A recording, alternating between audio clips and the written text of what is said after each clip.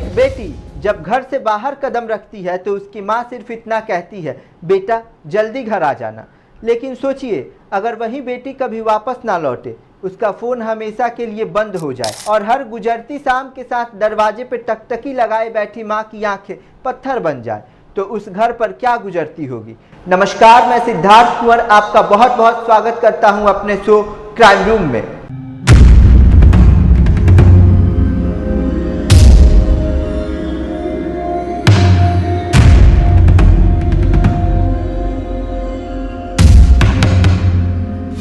यहाँ हम खोलेंगे उन मामलों की हर परत, जहाँ हर सबूत एक नई दिशा देता है, हर गवाह एक नया सवाल खड़ा करता है। एक पिता जो हर चेहरे में अपनी बेटी को ढूंढता है, एक माँ जो हर आहट पर दरवाजा खोल देती है, और एक खाली कमरा वो हर रात पूछता है वो कब लौटेगी। आज की कहानी किसी एक काजल की नहीं है, यह उन हजारों बेटियों की कहानी है जो अपने सपनों की तलाश में घर से निकलती हैं, लेकिन उनकी मंजिल नौकरी नहीं, मानव तस्करी का अंधेरा बन जाती है। तो चलिए बिना देरी के खोलते हैं आज की क्राइम फाइल। बिहार के समस्तीपुर जिले के एक छोटे से गांव में रहती थी 17 साल की काजल। गरीब परिवार, मजदूर पिता, 2 छोटी बहनें और आंखों में ढेर सारे सपने। वह पढ़ना चाहती थी, अपने पिता का सहारा बनना चाहती थी। एक दिन गांव में एक महिला आई।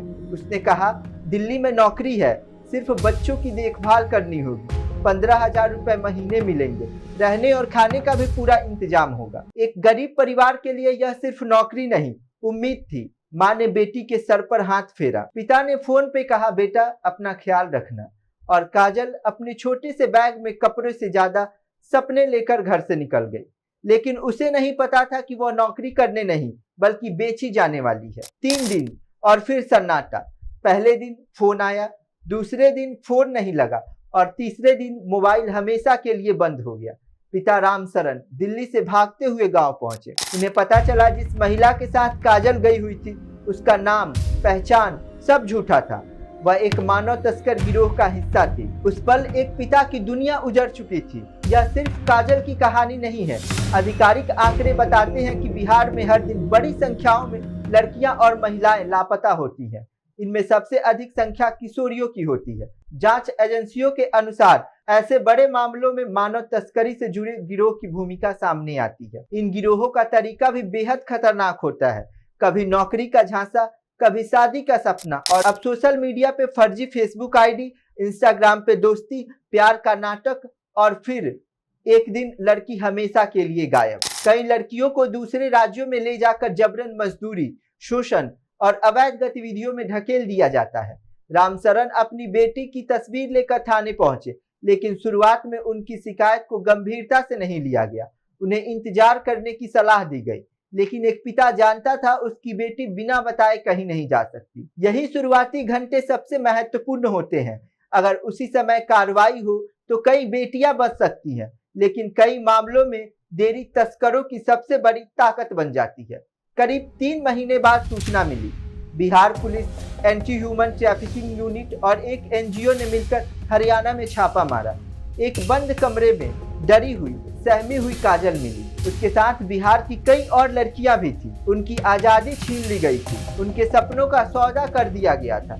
जब काजल ने अपने पिता को देखा तो वो फूट फूट कर रो पड़ी। उसने बस इतना कहा, बाबूजी, मुझे लगा था मैं अब कभी घर वापस नहीं लौट पाऊंगी। शायद दुनिया का सबसे खूबसूरत शब्द उस दिन बाबूजी ही था। लेकिन हर काजल वापस नहीं आती। आज भी कई माएं अपने दरवाजे पर बैठी हैं, कई पिता हर फोन की घंटी पे चौंक जाते हैं, कई भाई आज भी अपनी बहन की पुरानी तस्वीरें मोबाइल में देखकर रो पड़ते हैं, और कई घर सालों से यह मानने को तैयार नहीं कि उनकी बेटी शायद वापस नहीं आएगी। कहते हैं गरीबी इंसान को कमजोर बना सकती है, लेकिन लालच और धोखा इंसानियत को खत्म कर देता है। याद रखिए, मानव तस्कर हथियार लेकर नहीं आते, वह भरोसा लेकर आते हैं। वो सपने बेचते हैं और बदले में किसी की पूरी जिंदगी खरीद लेते हैं। आज जब आप यह वीडियो देख रहे होंगे तो शायद किसी रेलवे स्टेशन पे, किसी बस अड्डे पे, किसी गांव से एक और काजल, एक और झूठे सपने के पीछे अपने घर से निकल रही होगी। शायद उसकी माँ भी जाते वक्त यही कहा होगा, बेटा जल्दी घर आ जाना।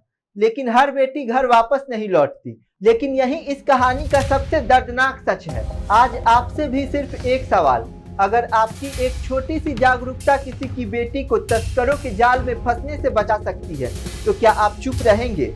अगर आपके गांव, मोहल्ले या आसपास कोई अनजान व्यक्ति लड़कियों को नौकरी या शादी का लालच दे रहा हो, तो क्या आप सिर्फ तमाशा देखेंगे या उसकी सूचना पुलिस तक पहुंचाएंगे? क्योंकि एक बेटी सिर्फ किसी घर की नहीं होती, वह पूरे समाज की जिम्मेदारी होती है। अगर हम आज नहीं जागे तो कल शायद किसी और की मां की आंखें उसी दरवाजे पे अपनी बेटी का इंतजार करती रह जाएगी। सावधान रहें, सतर्क रहें, सुरक्षित रहें। मिलते हैं एक ऐसी ही कहानी के साथ अगले एपिसोड में। तब तक के लिए देखते रहिए पब्लिक एशिया न्यूज।